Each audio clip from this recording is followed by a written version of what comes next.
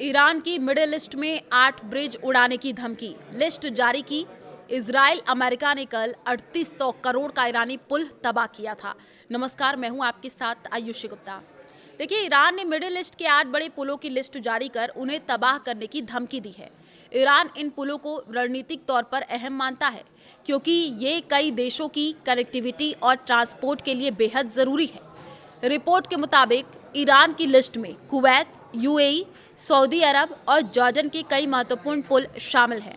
इनमें Sheikh Jaber अल अहमद समुद्री पुल Kuwait, Sheikh जायद ब्रिज, अल मक्ता ब्रिज, शेख खलीफा ब्रिज यूएई, किंग फहद काजवे सऊदी अरब बहरीन और जॉर्डन के किंग हुसैन डामिया और अब्दून ब्रिज शामिल हैं।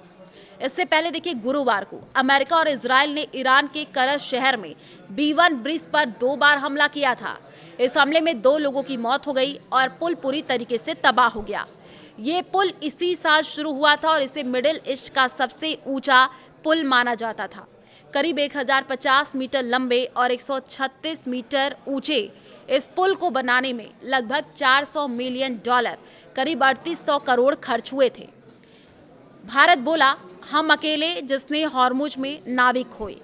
ब्रिटेन की पहल पर हॉर्मुज स्ट्रेट को फिर से खोलने के लिए गुरुवार को एक ऑनलाइन बैठक हुई है जिसमें 60 से ज़्यादा देशों ने हिस्सा लिया।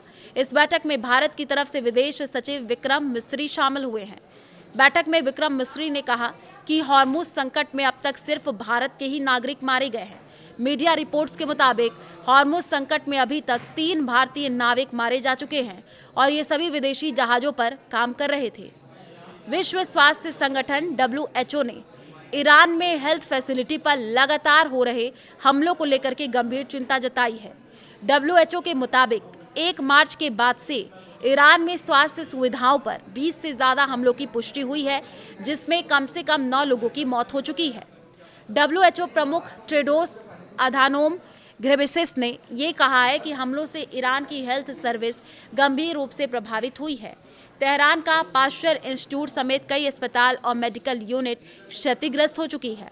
कुवैत में ईरानी हमले से पावर वाटर प्लांट डैमेज हुए हैं।